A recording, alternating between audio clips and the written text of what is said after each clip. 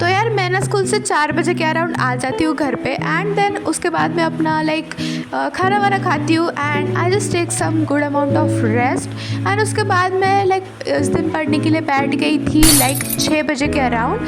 तो यहाँ पे मैं कर रही थी history. So basically the thing is अब मेरा ना the nationalism in Europe and nationalism in India दोनों हो रखा है एंड उसके बाद में जो the making of global world है ना वो हमारे स्कूल में अभी नहीं ले रहे।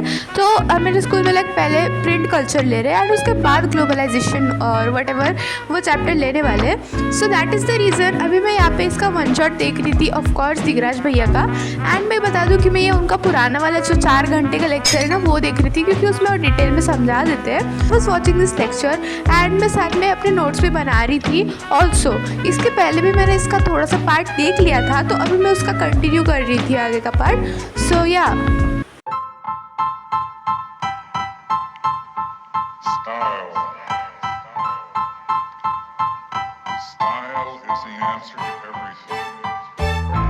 भाई साहब इतनी मेरी हालत खराब हो गई है। मतलब मैंने कहा तो है लेकिन मैं क्या पढ़ा मेरे को याद नहीं है। लेकिन मैं कल आपको देखा नहीं 2 दिन पहले आके देखा मैंने भी देखा एंड मैं क्या पढ़ा मेरे को पता नहीं क्या किया मैंने। एनीवेज तो हाँ सुनो तो अपने नोट्स तो मैंने ना देखा है 2 घंटे का समथिंग लेक्चर एंड मेरा आधा चैप्टर हो गया है।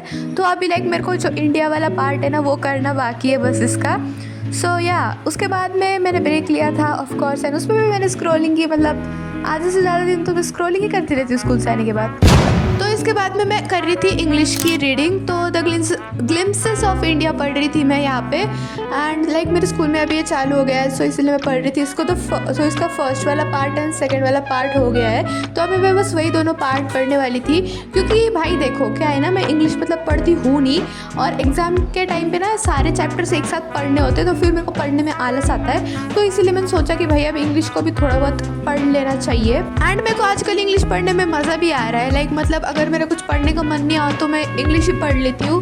मेरे को ना ये टेक्स्ट बुक पढ़ने में मज़ा आता है लेकिन जब ग्रामर की बात आती है ना तो मेरे को मौत आती है भाई। मैं ग्रामर को तो हाथ भी नहीं लगाती।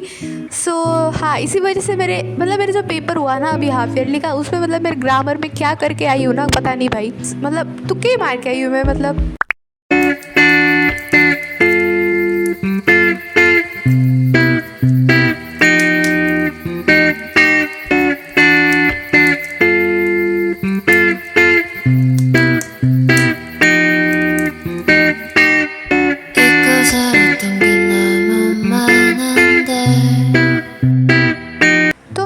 इसके दोनों पार्ट पढ़ लिए थे ना। अभी तीसरा पार्ट मेरे को पढ़ना बाकी है बट अभी नहीं पढ़ूंगी मैं।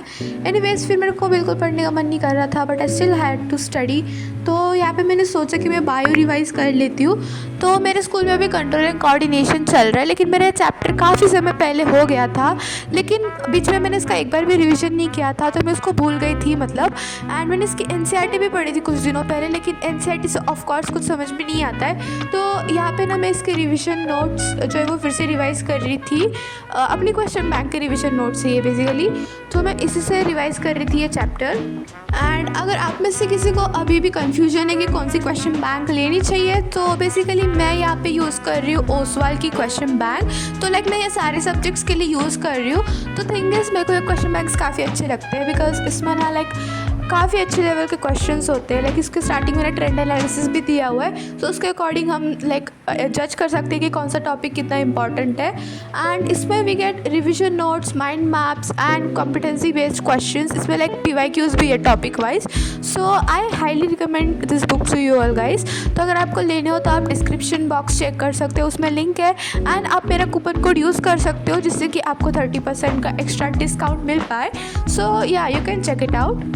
तो या यहाँ पे मैं कर रही थी इसको अच्छे से रिवाइज एंड भाई सच बोलो ना ये चैप्टर काफ़ी ज़्यादा इजी है। पर्सनली मुझे तो ये काफ़ी इजी लगा है चैप्टर। बस इसको ना एक बार अच्छे से समझ लिया ना एंड इसका रिवीजन किया time to time. So this chapter is really easy I guess.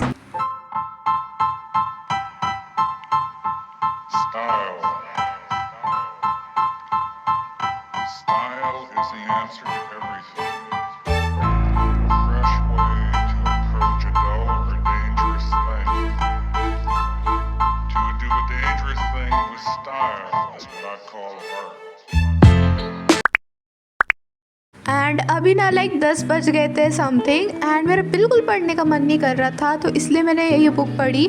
तो लाइक ये मैंने ना अपने स्कूल के लाइब्रेरी से बोरो की थी। So I literally love this book so much, like Thea Stilton के books you must read guys. उसके बाद मैंने सोचा कि मैं अपना सिलेबस ट्रैकर अपडेट कर लूँ, लेकिन क्या ही अपडेट करूँ, मैं कुछ किया ही नहीं है मैंने।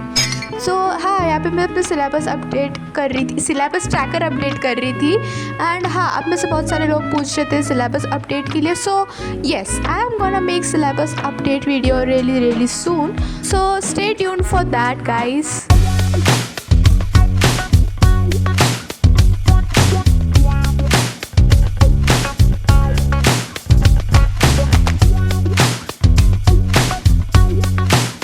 And then like 11 something के around मैं सो गई थी। So that was it for this one. I hope you enjoyed, and if you did then make sure to subscribe. See you in the next one. Bye bye.